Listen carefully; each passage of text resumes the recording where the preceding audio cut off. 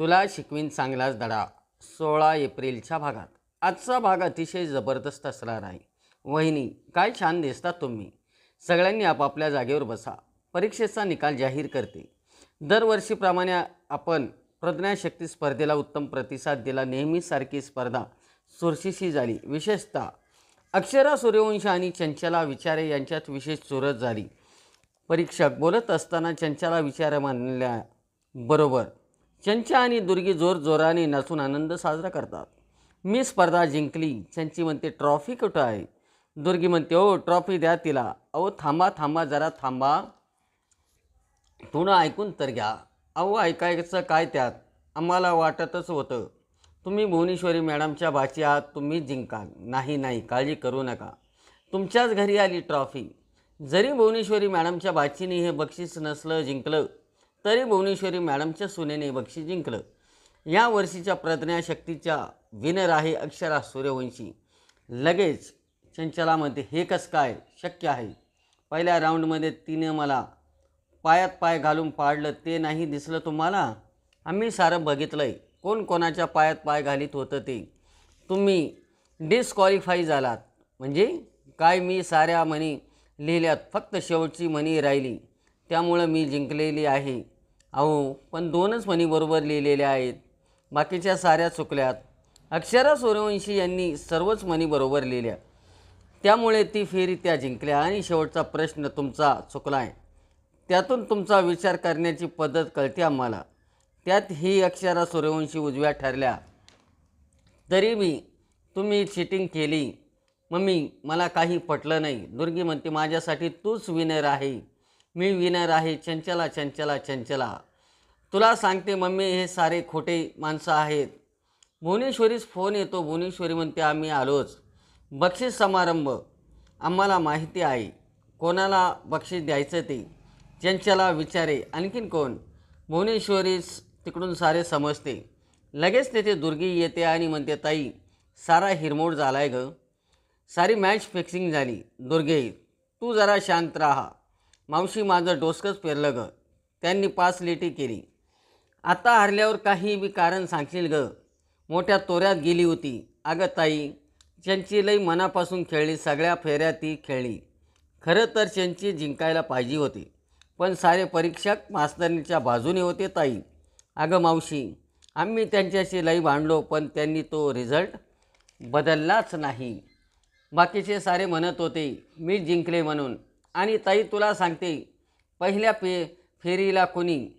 दुर्गेई आम्हाला तुमचा लई राग आला. आमचा लई मोठा अपमान केला. मावशी माझं ऐक की. मला पहिल्या राऊंडला पाडलं वय की. ती फक्की असती त्यामध्ये पडली. सारं तोंड पांढरं झालं. केवढं असले सारेजण माझ्यावर. मावशी ते सारे परीक्षक अक्षराच्या बाजूने होते. इतके फालतू उत्तर दिले तरी पण तिलाच बक्षीस दिलं. अगं मी इतकं चांगलं उत्तर दिलं होतं गं. पण लगेच भुवनेश्वरी चंचीच्या जोरदार थोबाडात मारते. आम्ही तुला आमच्या घरची सून करणार होतोस, पण तू तुझी लायकी दाखवलीस. अगं ताई चंचीने एकदम प्रामाणिकपणाने स्पर्धा खेळली आणि त्या मास्तरनीच्या बाजूने सारे परीक्षक होते. अधिपती ओंक्यास म्हणतो तेवढं त्या गुळाचं बघ. राहिलेला माल गोडाऊनला नेऊन टाक. काळजी करू नको. गोडाऊनचं काम झालं. गोडाऊन एकदम चकाचक आहे. अधिपतीस अक्षराचा फोन येतो. लगेच अधिपती म्हणतो मास्तरींबाई ट्रक भरून अभिनंदन. म्हणजे अहो स्पर्धा जिंकल्या तुम्ही. आम्हाला माहिती आहे. अहो तुम्हाला कोणी सांगितलं. अहो ज्या वेळेस तुम्ही 3 राऊंड जिंकलास त्यावेळेसच मला वाटले तुम्ही स्पर्धा जिंकता. एक मिनिट मी एवढे राऊंड जिंकले हे कसं समजलं तुम्हाला. लाईव्हमध्ये टेलिकास्ट होतं. आपल्या शिवानी वहिनीकडून विचारा की त्यांना मी सांगितलं होतं प्रत्येक राऊंडनंतर खबर बात पाहिजे म्हणून. लई भारी झालं. मी आता ओंक्याला सांगितलं. मास्तरींबाईचा विषय कसा आहे. पूर्वीच्या काळी दरबारात विडा उचलायची का नाही तसं आहे. एखादी गोष्ट मनावर घेतली का झेंडा लावल्याशिवाय तुम्ही घरी येत नाही. अहो एवढी मोठी स्पर्धा जिंकायची म्हणजे सोपं नाही. विषय हट केला की तुम्ही बास केवढं कौतुक कराल. मी काय म्हणतो बक्षीस समारंभ असेल आता थोड्या वेळात सुरू होईल. आईसाहेबाकडून तुम्हाला बक्षीस मिळणार. किती भारी क्षण असणार. तुम्ही दोघी बी स्टेजवर, आई शपथ, नाद खोळा, योग म्हणायचा याला. मी येऊ राहिलो तिकडं. हो हो तुम्ही याच, पण स्पर्धेला आला असता तर नक्की या. हो येणारच होतो, पण मला इकडं भरपूर काम निघालं. ते कसं होतं, ओंक्याच्या जीवावर टाकून जमणार नव्हतं, पण मला तुमची मिनटाची बातमी कळत होती, त्यामुळं मी तिथे असल्या वाणीच होतो तुमच्या संग. पण आता बक्षीस समारंभाला वेळेत या, सुरू होईल थोड्याच वेळात. मी काय म्हणतो, तुम्हाला जर कपडे वगैरे बदलायचे असले तर मग आपण दोघं घरी जाऊ आणि घरी जाऊन निवांतमध्ये येऊ कपडे बदलून. बक्षीस समारंभाला नाही, मी साडी आणली होती. आई शपथ, किती हुशार आहात तुम्ही. अशी आयडिया करता वय, म्हणजे तुम्हाला सुद्धा कॉन्फिडन्स होतं तुम्ही जिंकणार होतं म्हणून. नाही नाही, असं काही नाही. बरं चला, येतो आम्ही टाळ्या वाजवायला. खरं सांगू का, मी तर ढोल ताशाच घेऊन येणार होतो, पण म्हणलं तुम्हाला ते आवडणार नाही आवडणार हे काही मला माहिती नाही. नंतर म्हणलं रिस्क घ्यायला नको, कॅन्सल करूया. बरं चला, येतो मी. आजीचे लय फोन येऊ राहिले, तिलासुद्धा कळवायला पाहिजे. ठीक आहे, लवकर या तुम्ही. आलोच. अधिपती आजीस फोन करतो आणि म्हणतो, 16 वर्षाची खंदी कार्यकर्ते मास्तिरींबाई ती स्पर्धा जिंकल्यात. आजी अतिशय खुश होतात. अधिपती फोन ठेवतो आणि आजीबाई शारोन सराला म्हणते, सुनबाईने स्पर्धा जिंकली. शारोन सर आजीस म्हणतात, मी तुम्हाला काय म्हटलं होतं, ही स्पर्धा फक्त अक्षरा जिंकणार म्हणून. हुशार आहे मुलगी, सांगतो हिला. मी उशीर केला, मला स्पर्धेला जाता नाही आलं. तुम्ही उशीर नाही केला, पण तुम्हाला बक्षीस समारंभाला जाता येईल. हे बरोबर आहे, मला स्पर्धा नाही बघता आली, पण बक्षीस समारंभ बघता येईल. लगेच मी जातो. इकडे दुर्गे भुवनेश्वरीला वेगवेगळं सांगून हे अक्षराविषयी गैरसमज निर्माण करत असते. दुर्गे, कोण कसं आहे हे आम्हाला बरोबर माहिती आहे, तू काय आम्हाला काही सांगू नकोस. आमचं डोसका आधीच फिरलेलं आहे, ते अजून फिरल. शंशीचा एक गाल लाल झालाय, आता तुझं अख्खं थोबाड रंगून टाकू आम्ही. चला निघा आता, तुमची यादीच केली पाहिजे. आम्हाला किती वेळा तोंडावर पाडलं ते आमचं आम्हालाच कळाना. आम्ही तुम्हाला अजूनपर्यंत घरात का ठेवलं ते. अगं ताई, असं म्हणू नको, आमची खरंच काही चूक नाही. निघा म्हणलं ना तुम्हाला. तोंड काळं करा तुमचं.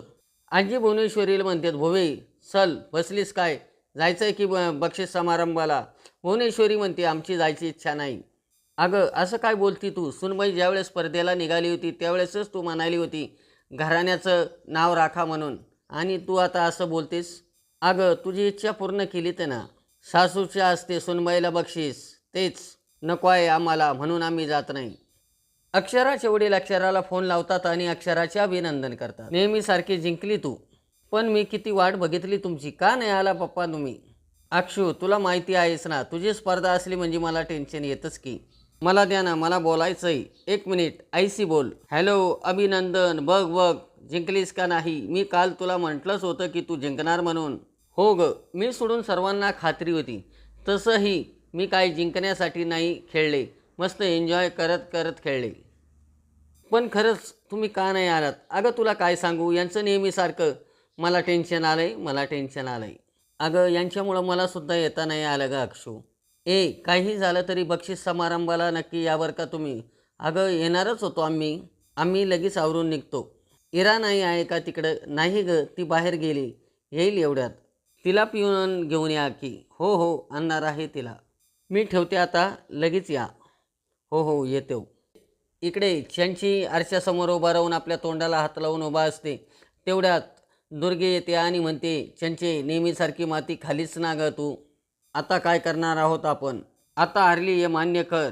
मम्मी त्या फालतू स्पर्धेत हारल्याचं मला काहीही वाटत नाही, पण तुझ्या बहिणीने जी माझ्या कानफाडात वाजवली ना, त्याचा अजूनसुद्धा मला आवाज येतोय.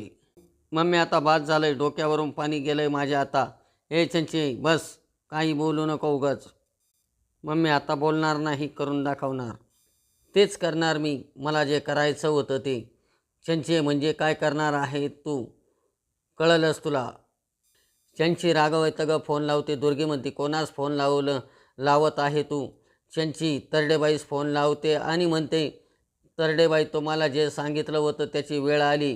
तिकून तरडेबाई म्हणतात, पैसे देणार का. हो पैसे देणार आहे मी तुम्हाला, पण काम चोख झालं पाहिजे. या कानाचं त्या कानाला कळलं नाही पाहिजे. शंशे काय करणार आहे ते सांगशील का. सारं सांगल, तू फक्त पैशाची जुळवाजुळव कर. दुर्गे म्हणते, काय पैसे. होय खूप लागणार आहे, जेवढे जमतील तेवढे पैसे जुळव. अगं ये खुळे आहेस का तू? मी कुठून आणू पैसे?